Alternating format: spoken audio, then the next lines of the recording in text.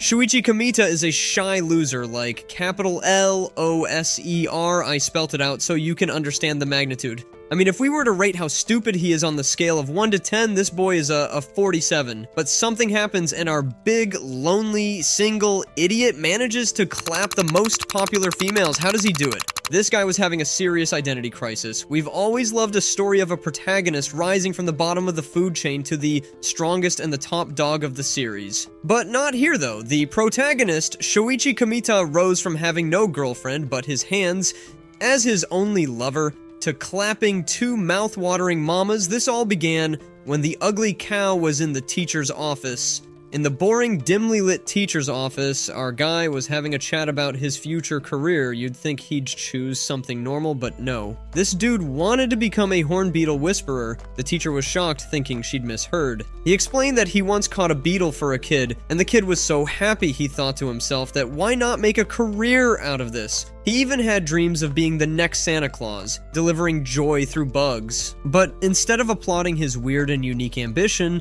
the teacher looked like she'd just seen a live-action adaptation of her favorite anime that got everything wrong. She suggested he try being a manga artist instead, though she clearly thought this year's students had hit a new low on the brain scale. Later, he heads back to class and finds Hikari sitting right on his desk. He asks her to move, but instead of getting up right away, she smirks and stands up slowly, teasing him because she loves watching him squirm like a character in a bad rom-com. As she leaves, he notices some suspicious sweat marks on his desk from her, big. Juicy! I'm gonna let you finish my sentence. She gives him a look that looks like she's questioning what's going on in his big virgin head. Fast forward to that night, and the bloody was stuck playing Monopoly with his sister. But instead of buying Boardwalk and Park Place, she keeps landing in jail. Annoyed, she stands up and yells that it's not like she's enjoying this punishment or anything. And as every annoyed little sister would do, she then storms off to her room. On her way out, she asks if he's preparing for his exams so he won't get another beating from their parents. Are his parents African? I like to have a word with them. The virgin was trying to sound responsible, so he says he's been thinking about his future, but honestly, he's just as clueless as ever and lost like I am. I'm in my 20s and I can't seem to figure out what I want to do with my life. His sister Tomo is surprised by this rare display of responsibility, but before she can say anything, he assures her he'll give it his best shot, whatever that means. The next day at school, during lunch, he approaches Sunki and her friends. They immediately start grilling him, asking if it's true he wants to become a manga artist. He's shocked that the homeroom teacher spread this rumor, and to be honest, that's just low. And they start teasing him about making plot-heavy manga. He tells them to shut up, though his red face gives away how embarrassed he really is. Later in the library, the dumbest kid in class is studying with the smartest when Hikari shows up to cause trouble. She begs Ikuo to help her study too, surprising Tomoe, who knows she's just doing it to mess with him. Then during sports, Ikuo tells the disgusting virgin he saw Hikari hanging out with an older guy the other day, implying she might be into sugar daddies. This surprises the virgin, who gets asked if he's jealous, but this trying to play it cool says that kind of stuff only happens in those special anime. A few days later, after the exam's results are out, he manages to pass, making the virgin's friend sad since she's the only one who failed. As the girls leave, Hugo shows up and tells her friend that she's surprised he's suddenly popular with the ladies, unlike when he was a miserable loner like I am. After she leaves, the virgin thanks Iku, the cool monkey, for helping him pass his exams. Iku, the cool monkey, invites him to a summer course at a resort hotel, but the being lazy as ever declines, saying all he wants to do is have fun now. That night, as he heads home, he spots Hikari working at a cafe with an older man and wonders if that's the sugar daddy Ikuo mentioned. As he watches, he realizes she's way out of his league. He briefly considers getting a part-time job to boost his chances of landing a girlfriend, but then he quickly dismisses the idea, reminding himself he's too lazy for that. Yo!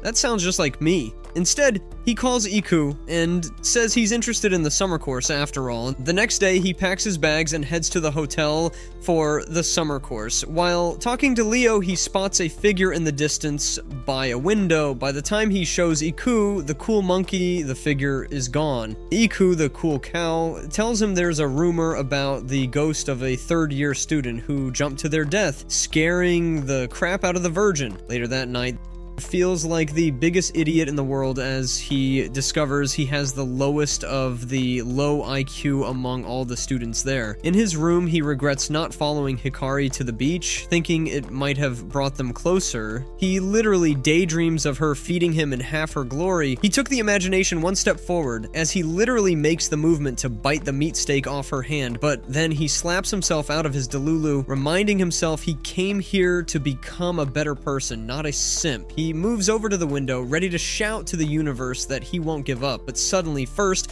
a beetle climbs its way up to the window.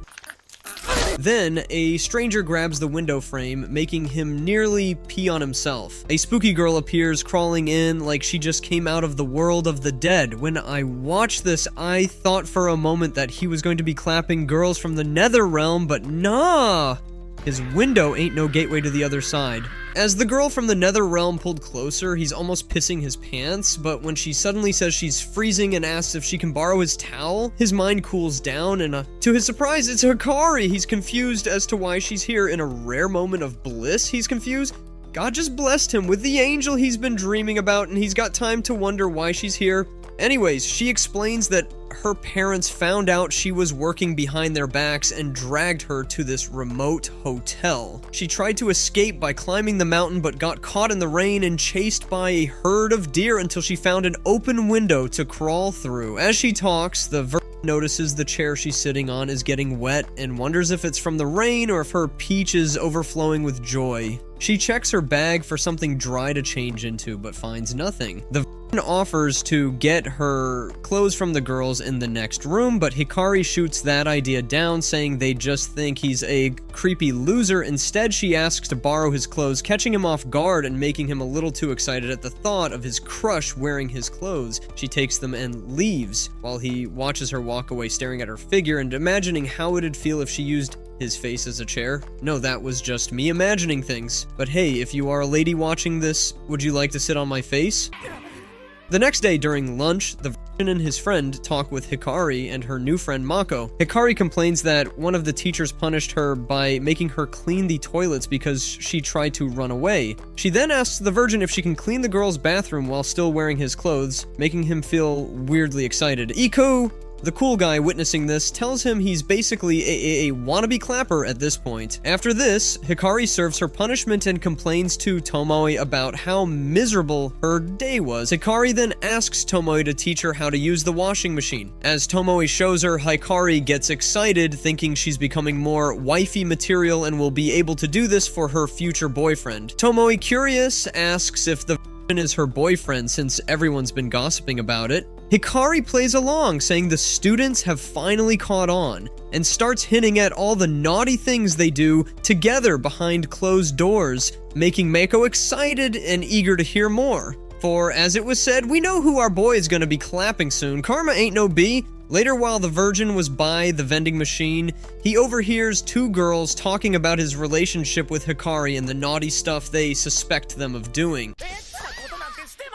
He quickly tries to explain that nothing is going on, but the girls seem to think he's lying, which makes you wonder if they're just jealous because they're single and, well, not exactly lookers. Hikari doesn't help matters when she shows up wearing his sweats and agrees with the girls' wild assumptions. After they leave, she drags the virgin away to a secluded spot, hands him back his clothes, and thanks him for helping her. When he asks why she brought him here, she says she didn't want to add more fuel to the rumors. Later on, while they're chit-chatting, the is shocked to find out it's Hikari's first time doing laundry. She casually tells him that back home, she's only responsible for whipping up midnight snacks, while her mom handles all the laundry and other boring stuff. The disgusting being his usual clueless self, remarks that she doesn't look like someone who's ever seen a cooking gas, let alone used one. This, of course, ticks her off. She's all like she'll show him by making a midnight snack so good that it would knock him into the cosmos. She snatches his sweats again, storming off like she's in some kind of shoujo anime, where everything revolves around proving a point. Fast forward to midnight, the gang. The Iku, Tomoe, and Hikari. The runaway girl gather round, and Hikari whips up a snack so good that the disgusting blushes like a tomato caught in a yaoi love triangle, but the night doesn't end there. While Hikari's scrubbing dishes like she's auditioning for a maid cafe, the strolls in and offers to take over. Hikari shuts him down, saying she's used to this kind of work and wants to pay him back before she heads out. The disgusting who clearly has a brain running on dial-up, is surprised and asks why she's leaving. Hikari explains she's out of clean clothes, and being the smooth operator he is, the disgusting virgin tells her she can keep his sweats for as long as she likes, but she insists on leaving anyway. Then, the disgusting drops the bomb that he won't let her drag her behind out of there because he doesn't want her to get chased by a herd of deer again. Yep. The disgusting virgin is a master of romance and a serious wannabe clapper. 6 weeks later, the disgusting virgin is lost in his thoughts, probably fantasizing about Hikari in a swimsuit when someone pokes him. He is startled and he jumps, drawing the entire class's attention. Turns out that it's Hikari, and the disgusting being the dense, dumb protagonist he is, wonders what she's doing in his class. She talks in this super soft, sweet, might just wanna bust a nut kind of voice, and the disgusting virgin gets all tingly, almost wetting his pants. The other classmates, having watched way too many action movies, start telling them to get a room. Meanwhile, some loser with no life says he wishes he could be alone with Hikari. Hearing this, Hikari, who clearly doesn't give a damn about public decency, unzips her sweats, showing off her huge melons. The disgusting virgin, whose face is now as red as a tomato, quickly covers her up with his brain, probably short-circuiting from the lewdness overload. After class, the disgusting meets Hikari, who asks if all his classmates are certified clappers. The disgusting virgin was trying to sound cool, so he says she was just too hot for them to handle, and suggests they should avoid talking much in class to keep the gossip down. Hikari is probably fed up with his nonsense and tells him she won't talk to him again. Then she asks why he joined the summer course, and the disgusting caught off guard can't come up with anything, so he just stands there like an idiot. That night, while eating dinner after pretending to study for a bit, the disgusting thoughts drift back to the question Hikari asked him. He realizes he couldn't tell her that she was the reason he wanted to change and better himself. Hikari then appears in his room looking for someone to play with, but the disgusting is too focused on his studies to entertain her. She keeps chatting though, and the disgusting virgin, now totally distracted, asks if she's not worried that other students are studying hard while she's here wasting her time. Hikari drops the usual escape ladies use, saying she learned from a TV talk show not to compare herself to others. This leaves the disgusting dumbfounded, thinking he should probably distance himself from this kind of crazy.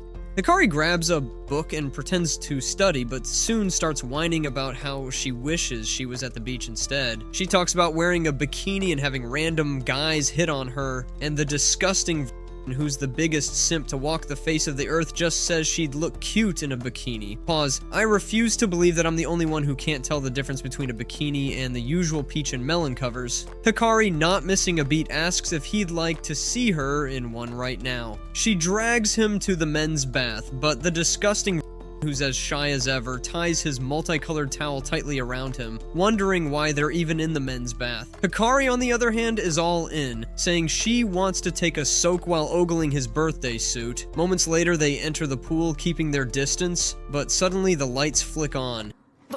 Hikari, like a ninja, quickly dives into the water as a teacher, looking like he's about to do some Olympic laps, walks in. The teacher, seeing the disgusting asks what he's doing there at this hour. The disgusting virgin, thinking on his feet, says he was waiting for a man-to-man talk. The teacher, however, isn't buying it and tells the disgusting to get out and go back to his room. The disgusting, desperate not to get caught with Hikari, stands up, revealing his towel, and the teacher, confused by the sight, wonders who this weirdo is. The disgusting virgin, still trying to play it cool, offers to wash the teacher's back, scaring him away because no one wants that kind of help from a fellow man. Later that night, while the disgusting Virgin and Hikari are alone. He asks if she likes Araki, the most popular guy in school. Hikari doesn't answer, so the disgusting virgin starts getting nervous. He asks if the guy at the cafe is her boyfriend. This surprises Hikari, who asks how he knows about her workplace. She then accuses him of snitching on her to her parents, but the disgusting quickly denies it. Hikari, still suspicious, suggests they go back to their rooms. A few days later, the summer course ends and everyone prepares to head home. The disgusting virgin is bothered by the fact that Hikari hasn't spoken to him since that night. The following week, school resumes, and on his way, the disgusting virgin spots Hikari from a distance, staring at Araki and his girlfriend. He wonders if she really likes him, but when she sees the disgusting dumb face, she hurries off, making him realize she probably thinks he's the snitch. Several weeks later, the disgusting virgin receives a letter from Hikari asking to meet up. When they do, she returns his sweats, surprising him. As she turns to leave, the disgusting virgin stops her because he's still wondering why she's been giving him the cold shoulder. Hikari tells him to keep their friendship a secret from Yuki. The disgusting virgin is confused, so he asks why she's avoiding him. Hikari explains she doesn't want Yuki to suspect anything, but the disgusting virgin, still not convinced, thinks she's just making excuses. Hikari is obviously fed up and takes the sweats back again, telling him he won't get them until he stops being a clueless idiot. The disgusting virgin, stubborn as ever, refuses to take them until she explains what's going on. As they bicker like an old married couple, an unattractive girl named Makoto from the student disciplinary committee shows up. She's there because rumors have been flying around that students are getting frisky, Ohio style. Makoto spills the tea right into their cups, saying she saw some students going all out earlier but didn't stop them because the plot was too juicy. She then reveals enough details for Hikari to realize it's Yuki she's talking about. Hikari drags the disgusting virgin to the scene where they catch Yuki getting cozy with Araki. Hikari is furious, but after Araki leaves, she calmly asks Yuki why she snitched on her. Yuki, with no shame, admits she wanted Araki all to herself and had to get Hikari out of the way. Instead of feeling betrayed, Hikari thanks Yuki for being honest. Meanwhile, the disgusting virgin is watching this train wreck, wondering what level of stupidity he's witnessing. Yuki notices the disgusting and asks what he's doing there. Hikari steps in, saying she brought the disgusting virgin so he could know the truth, since she initially suspected him of being the snitch. To apologize for doubting him, Hikari serves the disgusting virgin a dish of whatever random snack she made, leaving him wondering what he's gotten himself into. The virgin was confused as hell why she kept avoiding her, like she had a bad case of the cooties, especially when she already knew who the snitch was. She explains that Yuki would have sniffed out their little summer fling if they'd been all buddy-buddy, and that girl's got a mouth looser than a drunk sailor on shore leave. The virgin suddenly realizes she was actually trying to protect him from getting bullied by the class jerks. They would have been all over him like stink on cheese if they knew he'd spent the whole summer with the hottest chick in school. Sui, all sweaty and probably looking like he just ran a marathon, returns the favor, and Kema accepts it with a grin. Then, in a move smoother than butter on a hot biscuit, he grabs her hand and suggests they hit the beach later. Fast forward to the beach, and Hikari gets all Seuss, striking a pose that would make an anime character blush. She asks the virgin if his Excalibur is loaded and charged for action. Yeah, she went there. But when he says no, she pouts like she just got insulted. She then leans in close and whispers that she's feeling kinda wet, and not the ocean kind of wet. Next thing you know, she's slapping him, leaving the standing there like a deer caught in headlights and thinking to himself, why the hell is the hottest girl in school kissing the most messed up boy in class? I mean, the boy who wanted to become a... what was it again? Let me check. Yeah, a horn beetle whisperer. Later that night, the disgusting virgin, feeling like he's got a shot, tries to pull off some slick moves he learned from Kisat, but before he can even open his mouth, she shuts him down, dropping the bomb that she's heading to some fancy culinary school after graduation. She says it's best they just stay friends, and the disgusting virgin's heart sinks like a rock. He thinks he's just been shoved into the friend zone, but she explains that he's actually the reason she's going. Ever since he praised her cooking that one night, she's been driven to get even better, so he shouldn't try to hold her back. The disgusting virgin nods like he understands, but deep down, he's thinking to himself that when he thought they were getting closer, they were only actually drifting apart. Then he mentally literally curses the universe because women are harder to figure out than a Rubik's Cube. Out of nowhere, she pecks him on the cheek, shocking the hell out of him. It's at that moment he realizes he's just the nice guy every girl thinks is cute, but wouldn't touch with a 10-foot pole. From then on, he feels like crap for not asking her out that night, and things between them start to get all distant and awkward. A few weeks later, the disgusting virgin's hanging with his pals, playing on their old beat-up PS Vita at school.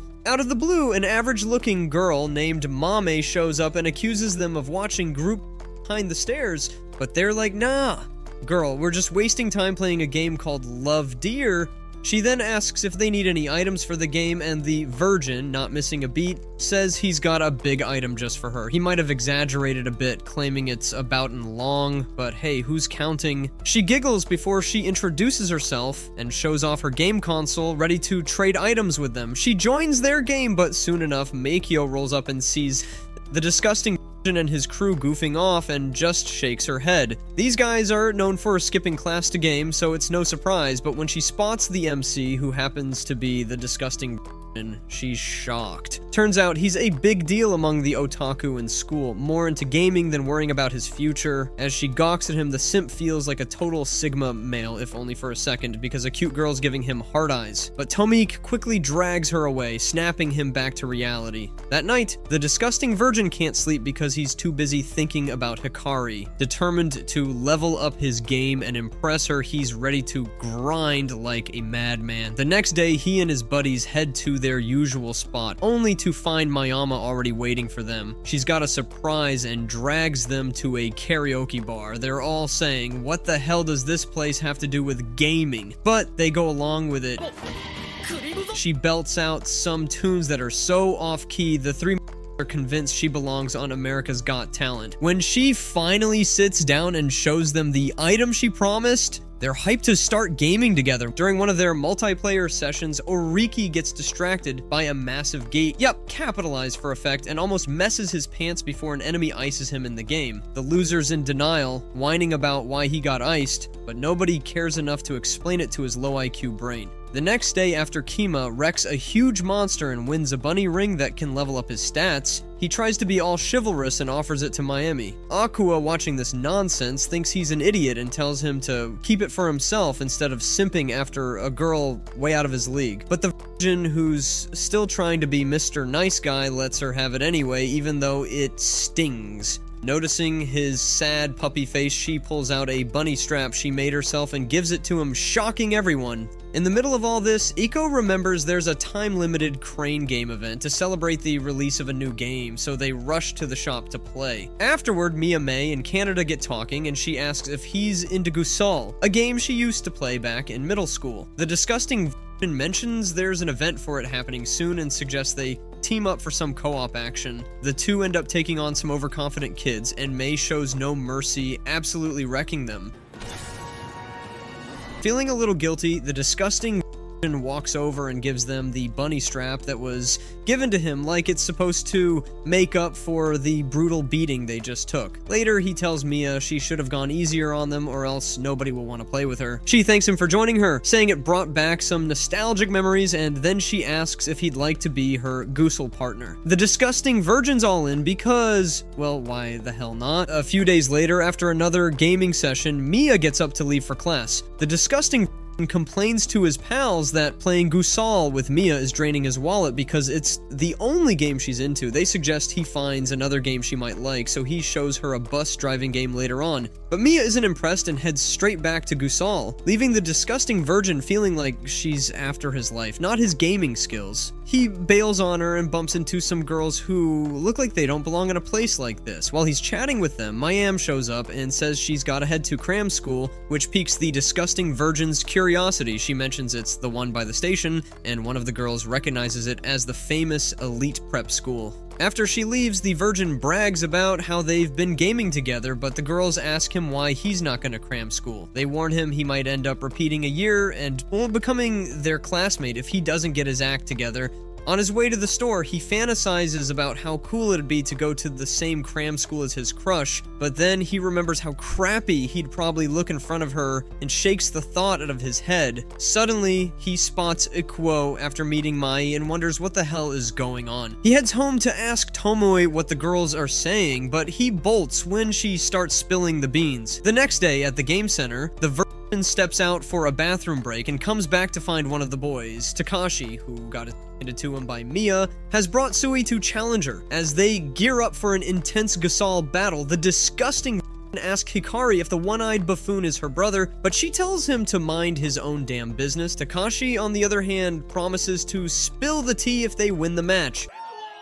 The game kicks off, and after a heated exchange, Mia's team emerges victorious, leaving Hikari completely dumbfounded. Hiraki and someone spot the student disciplinary committee outside already busting a student, and they start freaking out, wondering if they should hightail it out of there. They quickly tell the disgusting virgin to grab mommy and bounce while they try to buy some time. The disgusting doesn't need to be told twice and drags mommy with him, running faster than a Naruto character in a headband. After they reach safety, the disgusting virgin's still itching to know what's up with Sui and that little brat she was with. Mommy spills the tea, saying the kid is her boss's spoiled son. Of course, because the rich just have to show off, right? Hikari, the brat, takes off after a tense little stare down with mommy, and the disgusting virgin suggests they go chill at a cafe over some mocktails because getting drunk would just be too easy. Right? The disgusting virgin gets nosy and asks mommy about her connection with Hikari. She laughs it off, saying he was just her junior in middle school. They used to hit up the arcade and have a blast until, as anime fate would have it, their fun got hit by a proverbial truck kun. Mommy jokes that she's having more fun playing games with the disgusting virgin now than she ever did back then. Cue the disgusting virgin's awkward blush, though he's probably sweating over the fact that he's blown all his cash just to keep up with her in games. The disgusting finishes his mocktail but leaves a cherry in the glass. Mommy, with that look in her eye, asks if she can put his cherry in her mouth. The disgusting virgin, not wanting to miss a beat, agrees, hoping she'll return the favor, if you know what I mean. The next day, Hiraki the baddie and Iro are in trouble for getting busted at the game center, and they tell the disgusting virgin they've been banned from the arcade for the rest of the term. Hiraki the baddie, feeling the pressure, admits that since mommy joined their gaming sessions, things have been a bit too intense. He misses the good old days when it was just the three of them, hanging out with their joysticks. Take that however you want. The disgusting virgin then casually drops that he saw Iru the wide mouth with mommy the day before, which makes Iru the wide mouth spill the beans. Turns out they just ran into each other while Iru the wide mouth was out looking for his crush. Naturally, Hiraki the baddie and Iru the wide mouth start teasing the disgusting virgin about liking mommy, but the disgusting virgin, blushing harder than a character in a rom-com anime, insists he only respects her as a gamer. Sure, the disgusting virgin, whatever you say. The next day, the virgin notices that mommy didn't show up at school, and being the concerned simp that he is, he drags Takami to a quiet spot to ask what went down yesterday. Takami explains that back in middle school, mommy was the most popular girl around. She was practically a one-woman shonen protagonist, excelling at everything and making everyone else look like background characters. Naturally, the girls got jealous because their brains couldn't keep up, and the so-called Sigma guys tried to make a move only to realize they were just beta males all along.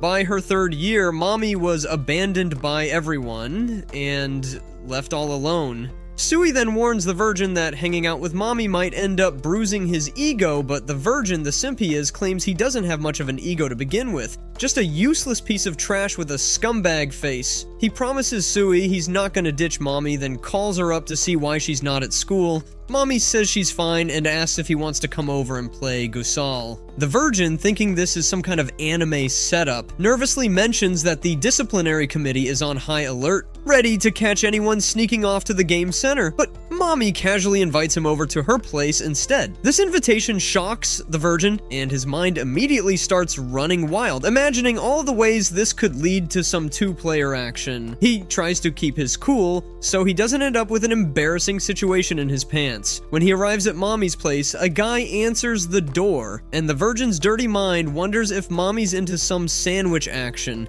but the guy introduces himself as Mommy's older brother, Sato. The Virgin chats with him while waiting for Mommy, who's in the shower. When she finally comes out, she takes the Virgin to her room to play Gusol, mentioning she spent all night trying to beat a tough enemy, but couldn't.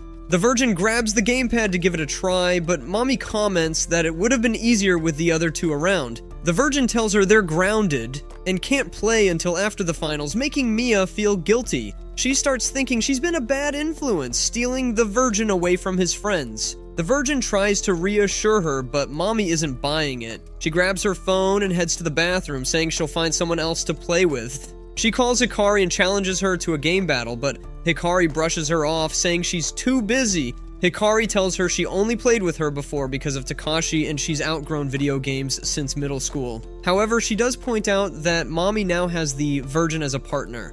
After the call, Mommy shyly asks the Virgin if he wants to play with her. The Virgin gets excited and tells her he knows a secret spot the disciplinary committee will never find. They head to a secluded arcade and they decide to play some table soccer. Mommy, even though it's her first time playing, manages to beat the Virgin, but she cuts her finger in the process. The trying to be smooth, offers to treat her wound. The next day, the Virgin waits for Mommy at their usual gaming spot in school, getting all nervous and jittery as he waits. When she finally shows up, the Virgin turns redder than a tomato, and they talk for a bit before Mommy invites him to a special Virgin event. The Virgin jokingly asks if this is a date, and Mommy, blushing, asks if he would want to go on a date with her. The Virgin says yes, thinking it'll be his reward for helping her at the upcoming comic market event. A week later, the Virgin and his sister show up at the comic market looking for Mommy, and when they find her, she's in a bunny costume. Seeing her like that makes the Virgin's joystick go horizontal, but Mommy isn't exactly thrilled and feels super embarrassed in the stupid outfit. Some potential customers approach, and while the other girls try to sell them stuff, the Virgin, the worst salesman ever, scares them away with his awkwardness. Feeling embarrassed, he tries to salvage the situation by suggesting they test the products as body decorations, but when they start putting them on Mommy, she gets all Sues and bolts before things get out of hand. The Virgin, surprised, chases after her and finds her surrounded by a bunch of creepy photographers snapping away. He wants to rush in and save her, but they won't let him through.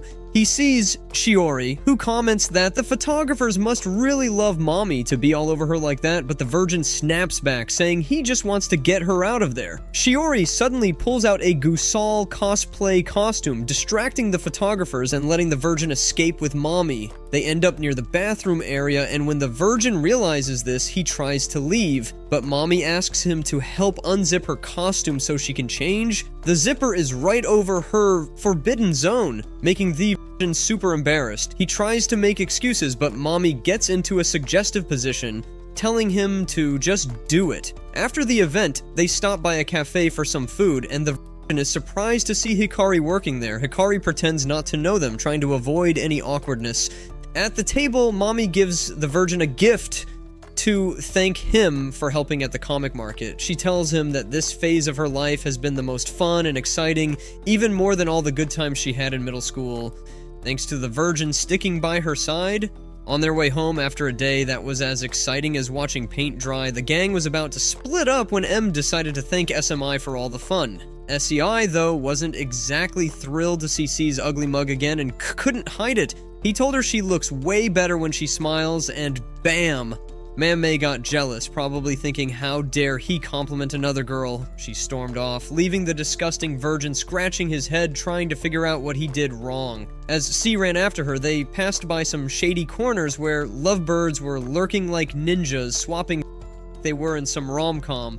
He finally caught up to Mam, and she dropped the bombshell that she'd been walking around in that bunny cosplay all day and he didn't even notice. Seriously, dude? She was about to leave, but the disgusting Virgin reminded her of that promise to go on a date if he helped out at the coma. She was surprised and tried to wiggle out of it, saying it was too late. But he wasn't having any of that. He knew this was his one shot, and like any anime protagonist, he wasn't gonna miss it. They finally went on their date, and things got heated. He held her hand and asked her to be his girlfriend, but Plot twist, she turned him down, saying she sucked at the whole boyfriend-girlfriend thing. Ouch! The disgusting virgin looked up at the moon, probably wishing he could pull a Sailor to Moon and transform into someone more desirable. But then Ma'am, unable to resist his Adam's apple, went in for a nibble. Yep, she had a thing for Adam's apples, like it was some kind of rare delicacy. Meanwhile, the disgusting was hoping she'd switch to his sausage instead, but no such luck. She apologized for the scar she left on his neck, but he was just glad she wasn't a vampire. She then confessed that she liked how he always chased after her, and before he could say anything stupid, she asked if he'd keep doing it. He hugged her, and they finally kissed, sealing the deal. A few weeks later, C hooked up with another girl, Kyuko, a first-year student who was totally obsessed with comics. When his classmates found out, they mocked her for being childish, as if they weren't still watching Pokemon reruns on the weekend. The disgusting virgin and Kyuko bonded over comics, but when Tuomo caught them together, she was not happy. Mr. Ape, the school's scary teacher, also appeared and threatened to fry the disgusting virgin's if he blabbed about him and Tuomo being on the rooftop together. Later, Kiko invited C to a cafe for pancakes, but he hesitated, thinking it would mess with his tough guy image. Kiko hit him where it hurt, saying he didn't give off manly vibes anyway, so feeling like he had to prove something, the disgusting virgin went and ate so many pancakes it could have been a food challenge on an anime show, but Kiko still wasn't impressed, telling him the manliest thing he could do was actually get a girlfriend. That night, C confronted Tuomo about what she was doing with Mr. Ape on the rooftop. She told him to mind his own business and hinted that if he had a girl, he should take her up there to raise her too, whatever that meant. She later revealed that Mr. Ape had asked for advice about the HCH Club, a mysterious girls-only club that the disgusting virgin immediately assumed was up to no good. Meanwhile, Kyuko was at home, feeling down because the disgusting had called her childish. She stared at her comic collection like it was some kind of cursed treasure and decided it was time to let go. The next day, she packed them up and headed to the park where she met two girls who were like anime characters come to life. One of them, looking like she was about to drop some life-changing wisdom, asked why Kyuko was so down. Kyuko explained her dilemma, and the girl suggested she join the Home Act Club, promising it would help her grow into the kind of girl that could win her childhood crush's heart. But there was a catch. She had to come at night. Kyuko was skeptical but agreed. On Monday night, she dragged the disgusting virgin along to the club, where they were greeted by some weird mannequin thing that made the disgusting virgin question what kind of cult he'd walked into. The girls, however, reassured him that it was all normal club stuff and asked him to step outside. They then transformed Kyuko into a kimono-wearing beauty, ready to take on the world.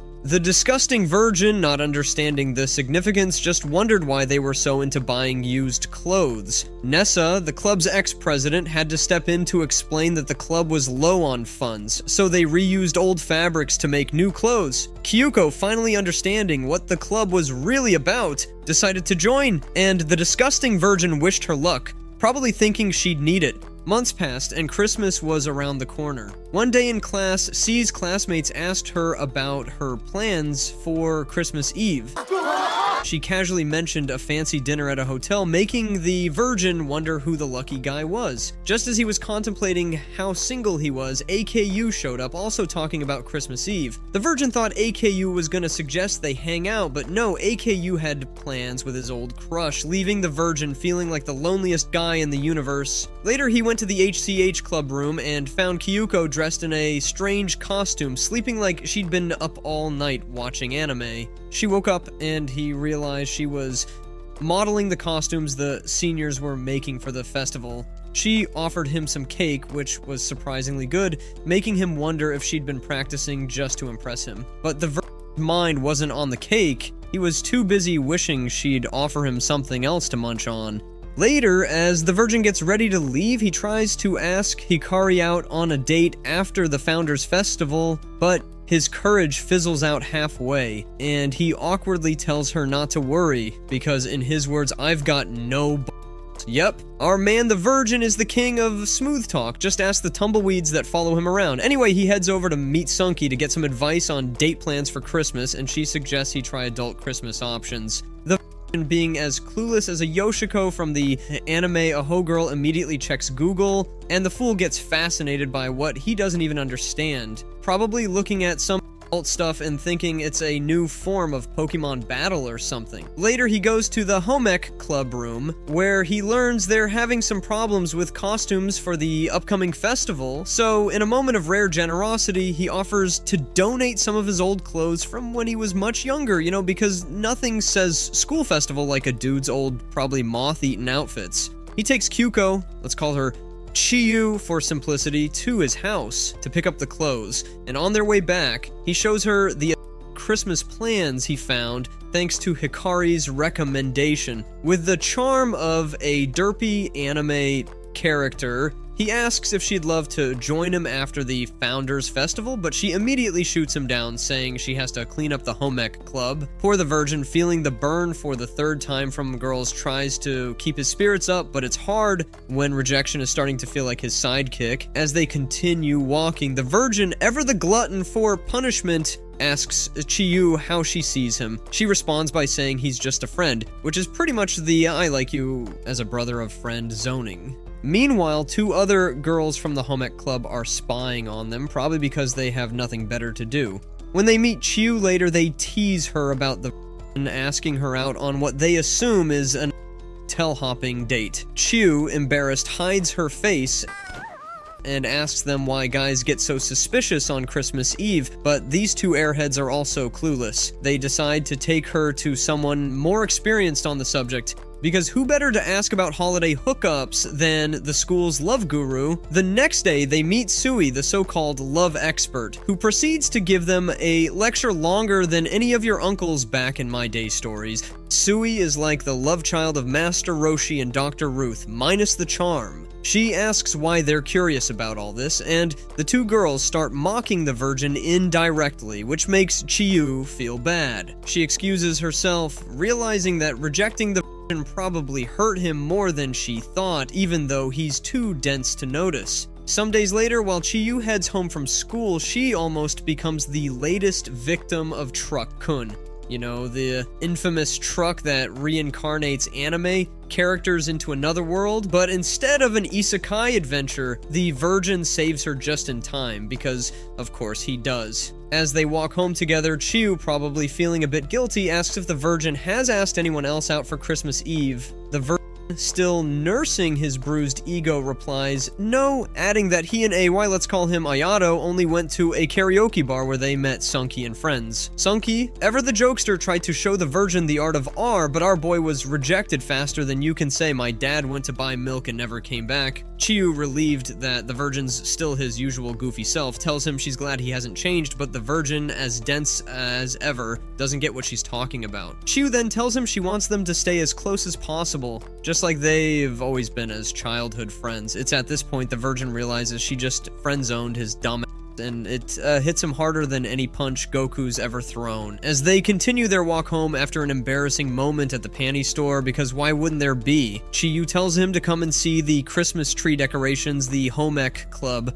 made for the upcoming festival. When they get there, the is stunned by the beauty of the Christmas tree, thinking it's the most beautiful thing he's ever seen, even though it's probably not as great as he thinks. The Founders Festival Executive Committee, chairman and her partner arrive, praising the club for their efforts. After everyone leaves, Chiyu, staying behind with the Virgin, secretly reveals that they ran out of raw materials while decorating this tree, so they had to improvise with underwear.